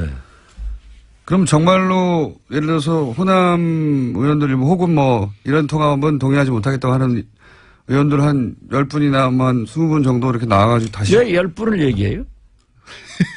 훨씬 많은데. 그래요? 우리를 한국당 정도, 바른정당 정도 취급하려고 그래요? 20명 정도. 우리도 원내교섭단체가 돼야 할 수 있죠. 20명 이상의 원내교섭단체를 만들 수도 있다. 별도로. 그런 작전을 지금 짜고 계신 눈빛이 반짝반짝 하시는데. 이건 지금 라디오니까 눈빛 안 나가요. 물론 꼭 그렇게 한다는 게 아니라. 것이 아니라. 네, 꼭 그렇게 한다는 게 아니라. 그러한 방법도 모색할 수가 있다. 그렇게 계속 밀어붙이면. 네. 네. 작전 있으시군요. 진전도 돼요. 아, 그래요? 네. 그런 이야기가 진전되고 있다. 이렇게 하느니 차라리 우리끼리 나와가지고 원내교섭단 딱 해가지고 하자. 예.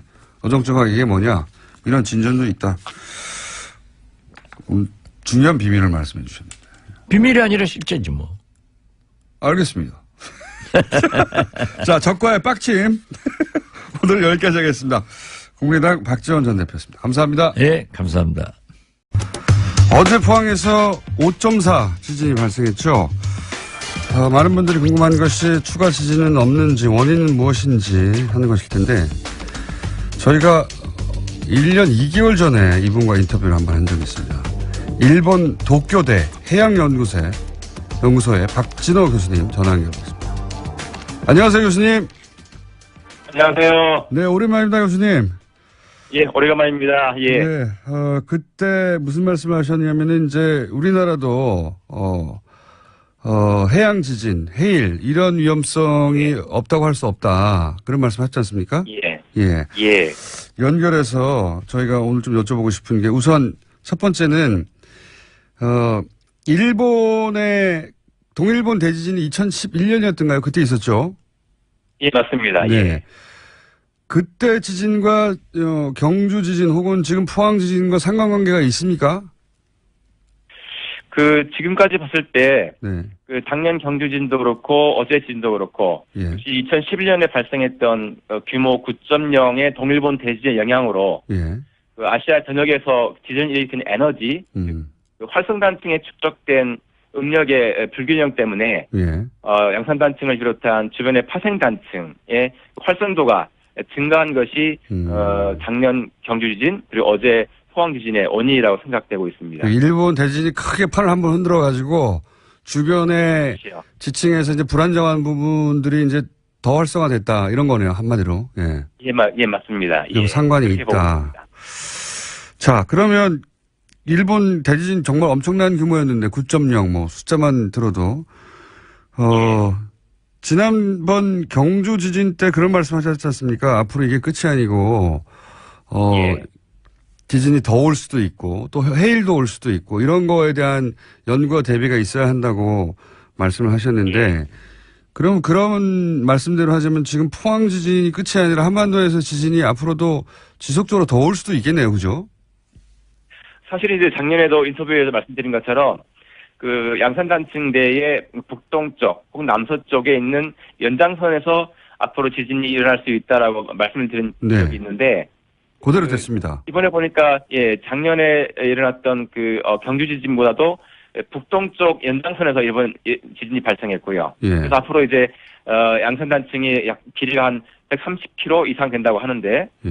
그런 전반적인 양산단층대에 다른 단층대에서도 또 다른 지진이 일어날 수 있는 바다 쪽도 마찬가지고 그런 가능성이 충분히 있다고 생각되고 있습니다. 그러니까요. 저희가 이제 다시 1년 2개월 만에 오신 이유가 작년에 하셨던 말씀대로 되어가고 있어서 근데 이제 그 중에 작년에 하셨던 말씀 중에 제가 제일 기억이 나는 게 해일 같은 거, 그러니까 해저면에서 지진이 발생해서 해일 같은 거 있을 수 있다. 예. 그런 무서운 말씀을 하셨어요. 그것도 역시 여전히 그런 가능성도 염두에 두고 계십니까? 예, 맞습니다. 사실 작년 경주 지진하고 어제 포항 지진의 관계를 보면, 예. 지진이 양산 단층 대를 따라서 남서쪽에서 북동쪽으로 이동하는 그런 모습을 보이고 있다는 것이 대단히 흥미로운 사실인데요. 예.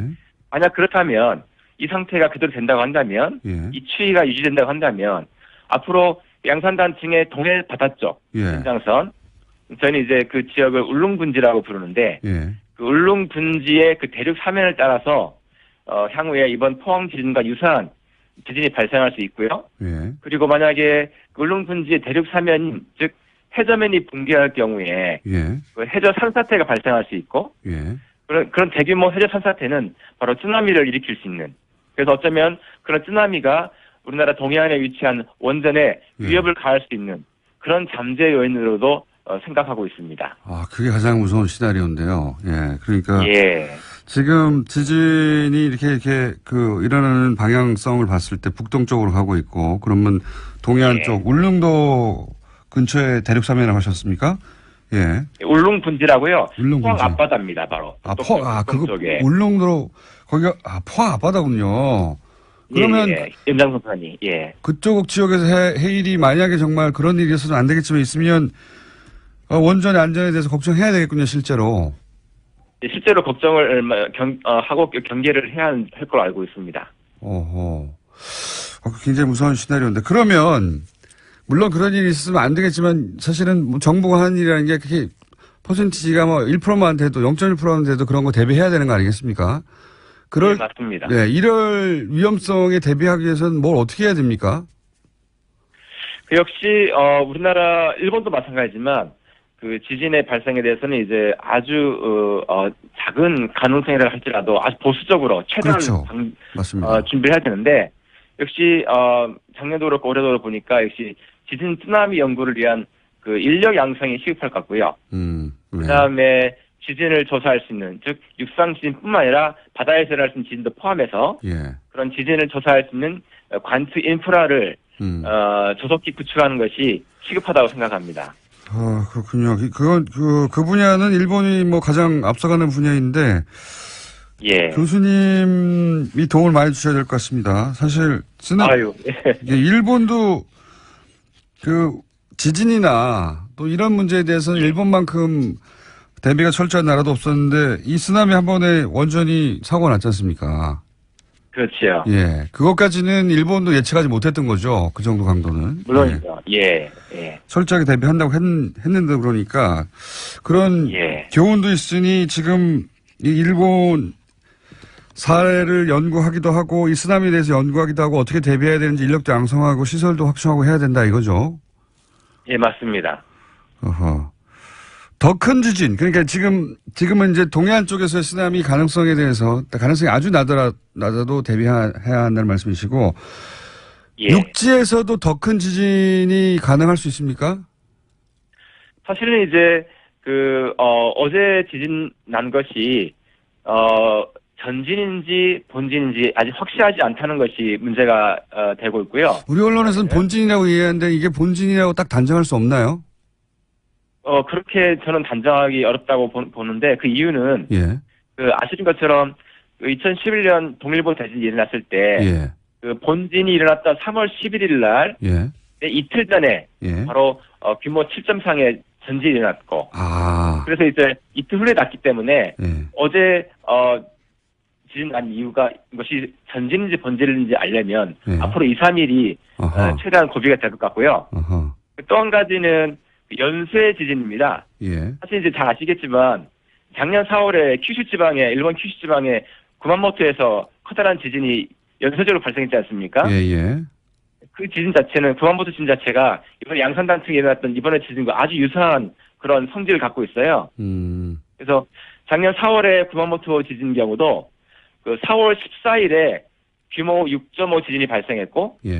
그다음에 하루 뒤엔 15일에 규모 6.4, 그리고 이틀 뒤인 16일에 규모 7.3의 지진이 연쇄적으로 발생했습니다. 특히 이런 양산단층 같은 수평이동 단층의 경우에 연쇄적으로 지진이 발생할 수 있기 때문에 앞으로 2, 3일을 최대한 경계하는 방편이 좋겠습니다. 그렇군요. 우리 언론에서는 뭐 5점 몇 정도면은 이게 본진이라고 보고 이제 뭐 여진 정도 있을 것이라고 했는데 그게 아니라 일본의 사례를 보면 일본에서도 7점 뭐 몇이면 이게 본진이라고 생각했는데 며칠 있다가 9.0이 왔다는 거죠. 예. 맞습니다. 예, 이틀 뒤에 일어났었죠. 동일본 대지진 경우에. 예, 그러니까 이게 본진이라고 단정할 수는 아직은 없다. 2, 3일 더 봐야 된다. 그래서 2, 3일 정도 이제 2, 3일이 아마 최대 고비일 것 같습니다. 알겠습니다. 저희 오늘은 그 정규 코너들 때문에 짧게 하는데요. 그 해일과 관련된 이야기, 해저 지진에 대한 이야기는 저희가 따로 한번 시간을 마련하겠습니다.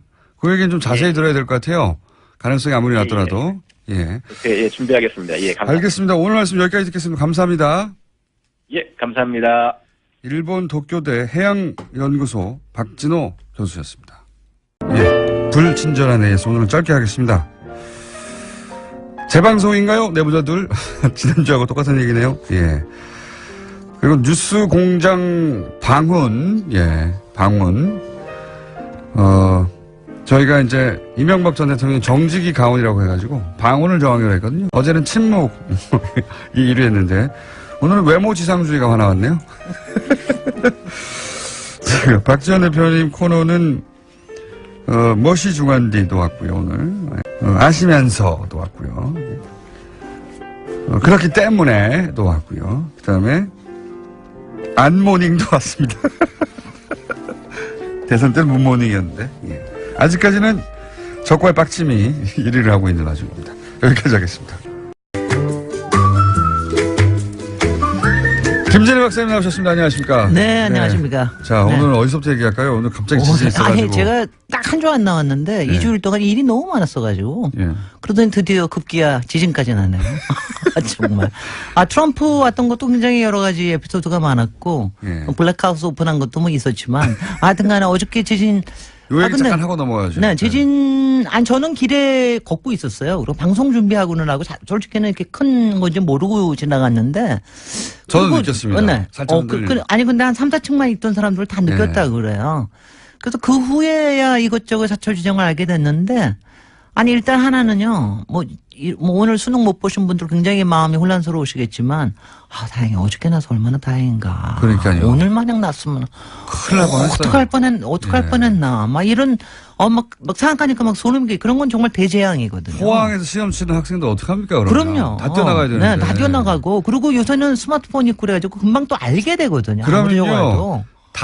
일주일이 아니라 다 걷고 시험 전체를 다시 준비해야 돼요. 글쎄 말이죠. 그래서 저는 어저께 택시기사님하고 막, 그쪽 쪽만 빼고서 볼 방법이 없느냐. 우리 막 연구하다가 아무래도 안 되겠다. 그러고 왔더니 조금 있다가 이제 조금 이따 연기한다고 나왔는데 그거는 현명한 결정이라면 어떻든지 안전이 제일 중요하고요. 그리고 앞선 인터뷰에서도 나왔지만 이 어진뿐만 아니라 이게 연쇄 지진이 날지 어떨지는 지금 모르고 아무도 있거든요. 모르는 거거든요. 지금 이게 지진 자체에 대해서 아무도 모르고 있는 것뿐만이 아니라 저도 이제 1년 전에 얘기도 했지만 이 특히 양산단층과 그 옆에 있는 이렇게 비껴가는 단층에 대해서 우리가 지금 정확히 파악을 하고 있지를 못해요. 우리는 지진이 없는 줄 알았기 때문에 우리 땅에서는. 그래가지고 지금 이거를 파악하는 게 굉장히 중요한 일이기 때문에 그래서 저는 보고요. 지금 굉장히 면밀해. 그래도 요번에 한 가지 칭찬할 만한 거는 요번에는 지진 난 지 한 20초 만에 23초 만에 이게 경고문이 왔어요. 그때는 박근혜 정권 때는 국민안전처가 옥상옥으로 20분인가 있다 왔잖아요. 근데 국민안전처라는 게 따로 있었는데 또 이번에는 계측기도 많았다고 그러고 그래서 자동적으로 이게 발생하도록 해놨답니다. 그러니까 조금 나아진 거죠. 그러니까 많이 나아진 건데 저는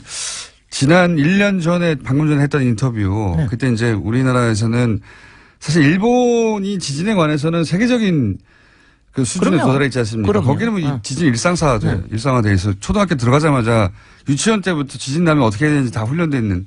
그런데 거기서 이제 해상 지진에 대한 이야기를 그때부터 하셨거든요. 그리고 그게 가능성이 낮다 하더라도 대비 꼭 해야 한다. 글쎄 우리가 해상 지진 때문에 해일이 크게 난 적이 없기 때문에 우리는 덜 신경을 쓰는데 일단은 후쿠시마 얘기 그거를 갖다가 생각을 안 할 수가 없고 우리가 원전이 있으니까 그쪽에 다 있단 말이죠 우리가. 그럼요. 그게 다 또 해변가고. 그리고 또 원전을 또 짓고 있던 원전을 계속 짓기로 한 결정이 한 달 후에 났으면 글쎄 말이죠. 아마 이거 있었으면 또 좀 달라졌을 것 같다는 생각이 들고요. 그다음에 이제 아무래도 제가 뭐 건축 분야에 일을 하니까 안전에 대해서 조금만 더 얘기를 드리면 어저께 이제 사진들이 굉장히 많이 나와서 막 떨어지고 날리고 막 저기 하는데 일단은요, 거기 어저께 한동대가 제일 난리를 치지 않았습니까? 예. 이게 벽이 떨어지고 그래서 그랬는데 제가 사진으로만 봐도 이거는 바깥에 외장재가 떨어진 거예요. 아하. 구조가 흔들린 게 아닙니다. 그러니까 여러분들이 이렇게 잘 보실 때 이게 뭐 벽돌이 떨어진 거라든가 외장재, 뭐 대리석이 떨어진 거 이런 큰 문제가 거는 아니다. 신경 쓰실 필요가 없습니다. 네. 왜냐하면 안전 때문에 막 고심하실 필요가 없어요. 물론 다 이제 고치려면 돈 들고 그러는 거지만 건물이 그거는 구조적으로 흔들린 게 아니다. 구조적으로 흔들린 게 아니기 때문에 그러니까 이제 그거는 걱정하실 필요가 없는데 정말로 구조적으로 걱정하는 건 옹벽에 금이 갔거나 이번에 이제 옹벽에. 아파트들. 아파트가 다 이게 요새는 다 철근 콘크리트 이게 옹벽으로 올라가는 게 많아요. 네, 벽체 그쵸. 시스템이거든요. 네. 근데 여기에 어저께 저 보니까 조금 걱정이 되는 게 일단 진앙지에 있는 5계층 다 5층짜리밖에 안 되는 곳들이 막 기울고 그렇다는데 네. 그건 진앙지에 있기 때문에 굉장히 문제가 있습니다. 그런 건 정말 조심하셔야 돼요. 어저께 보니까 고층 아파트에 이렇게 창으로 이렇게 대각선으로 금강고 이렇게 아파트. 거예요. 네. 그런 거는 상당히 문제가 있을 가능성이 높습니다. 아, 높으니까 그런 거. 그러니까 옹벽에 뭐가 문제가 생겼다는 건 조심하셔야 되고 그다음에 가끔 보니까 다세대 주택에 1층에 필로티로 만들어 놓은 거. 그러니까 네. 필로티라는 게 기둥만 있고 벽체가 없는 거죠. 예를 들어서 지하 1층 같은 1층을 경우는 주차장으로 쓰려고. 주차장으로 비워버리는 경우. 그리고 예. 기둥만 놓는 때 네. 기둥이 무너진 데가 좀 있어요. 근데 이게 그래요. 왜 그러냐면요. 네. 사실 지진이 나면은 제일 문제가 되는 게 벽체 시스템으로 지어진 건축물이 제일 위험합니다. 왜냐하면 이렇게 기둥으로만 된 거는 그러니까 지네들끼리 이렇게 흔들흔들 하다가 다시 이렇게 좀 찾아요. 네. 근데 이제 이 필로티로 된 그 다세대 주택 같은 경우에는 이게 정말 나쁜 게 1층은 기둥이고 네. 2층부터는 벽체예요. 아하. 그러니까 얘가 그러니까 말하면 뒤뚱뒤뚱 되는 거죠. 전체가 그러니까. 다 기둥이면 전체가 다 기둥이면은 이게 괜찮은데. 이제 위험합니다, 좀. 예. 그러니까 일본이나 샌프란시스코나 이렇게 지진이 많은 지역에 대부분들이 목조나 철골조를 짓는 이유가 같이 와글거리라는 거거든요, 지진하고. 근데 이게 우리나라는 예전부터 벽체를 많이 썼기 때문에 예. 벽체를 쓴 것들이 많이 위험합니다. 벽체. 근데 이제 다세대 주택이 이번에 보니까 몇 개가 기둥이 이렇게 들어간 게 그런 거는 심각한 겁니다. 그리고 네. 1층만 기둥을 세우고 주차장으로 비우고 위에는 벽체로 올라간 거. 예. 이런 것들이 이제 그러니까 건물의 균형이 잘 안 맞는 거죠, 말하자면은. 그러니까 이제 그런 건물은 사각 짝대기 위에다가 벽돌을 싹 쌓아버린 그럼요. 거니까. 그러니까는 이게 네. 우리가 뭘 이고 있다고 생각해 보세요. 이게 더 뒤뚱거리는 거죠. 그래서 그리고 우리도요. 지금 뭐 여러 가지 내진 설계나 운운하는 거 하는데 이번에도 이 벽돌 떨어지고 그런 거 보니까 우리가 그러니까 사실 전반적으로는 앞으로 가구식으로 바꿔야 돼. 가구식이라는 게 기둥하고 보가 있는 겁니다. 그러니까 만약 벽체로 하는 것보다는 네. 그게 훨씬 더 전체적으로 안전하고요. 그다음에 그렇게 되면은 외벽에 붙이는 것들을 다 라이트한 거로 붙일 수가 있어요. 경량으로. 이 지진을 겪다가 네. 사람들이 점점 네. 어떤 식으로 지어졌는가, 내진 설계가 잘 됐는가 하는 것도 입지 조건을 따질 것 같아요. 앞으로는. 그럼요. 앞으로 예. 따질 겁니다. 워낙 땅은 흔들리지 않는다고 생각해 왔기 때문에 그런 거 안 따졌거든요. 네. 그동안은. 그러니까 한 두 번 경험을 안 그래도 뭐 어저께 보니까 부산에 요새 무슨 아파트 뭐 잘 되고 어쩌고 저쩌고 또 문제 되겠네. 또 안 되겠네. 아니 근데 저도 그 아파트 금강거 봤는데 그게 이제 말씀하신 대로 그냥 외장의 문제인지 아니면 근본적인 문제인지 잘 몰랐지만 네. 그럴 경우 그 아파트를 비싼 돈을 주고 입주한 분들은 어떡합니까? 재산상에. 불쌍하죠. 재산상에. 네. 그거는 그럼요. 시공사한테다가. 그리고 그다음에 천재지변으로 인한 거는 대부분들이 하자보수도 잘 안 됩니다. 그건 하자보수의 왜냐하면 문제가 아니라 그 모든 아파트를 새로 지어야 되는 수준입니까? 그럼요. 왜냐하면 이제 여러 가지 보험을 들어놓은 게 있기 때문에 하자보수 보험이라든가 보험 들어놓은 게 있기 때문에 보험이 좀 나오고 그러는데 이 천재지변으로 해서 이런 일이 일어난 건 아마 보험 커버가 그렇게 많지가 않을 거예요. 그러니까 이제 조항이죠. 그러니까 뭐 심각한 거죠. 그래서 제가 보기엔 앞으로 입주하실 때 입주 조건을 따질 때 내진 설계나 말씀하신 이 뭐라고요? 그러니까 균형을 잘 잡아서. 우리 일반인들 봐서 모르잖아요. 그러니까 전문가의 왜 부동산 데리고 다닙니까? 부동산이 그런 거 알아봐 주는 거예요. 여기 보시면은 부동산 맨 위에 구조에 대해서 쓰는 게 있어요. 몇 평만 보지 마시고 거기에 철근 콘크리트 존지 아니면 철골 구조인지 이런 게 다 나와 있어요. 조적식인지 이런 거 그거 보셔야 된다니까. 그거 안 이제 보셔. 알았어요. 보셔야 그러니까 돼요.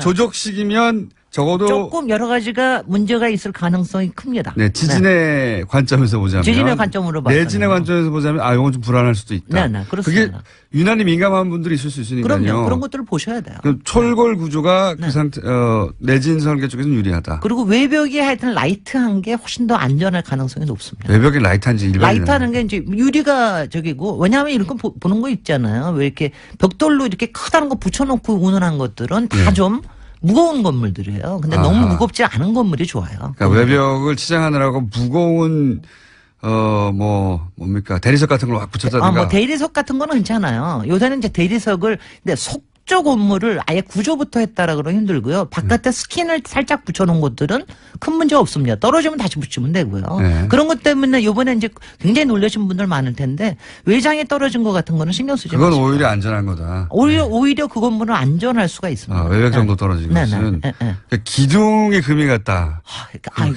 나는 기둥은 말할 것도 없고요. 나는 지금 옹벽에 금 간 거 보면은 심란합니다. 그래서 잠 잘 못 잤어요. 심란합니다.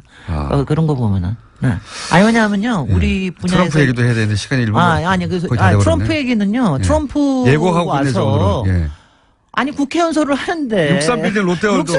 저도 이것 때문에 자존심 상했어요. 그래가지고, 얘가 안 되겠다, 얘기해야 되겠다. 그래서 얘기를 해가지고 이제 왔는데. 역시 지적하시는 거예요. 저도 이게 뭐냐고, 이걸 뭘로 보고. 다 거기에 이제 이유가 있습니다. 왜냐하면 트럼프는 뉴욕에만 트럼프 타워를 가지고 있는 게 아니라 트럼프라는 이름을 여의도에 팔아먹은 사람이에요. 여의도 트럼프 월드 트럼프 월드 타워. 근데 그러면 잠깐만요. 네.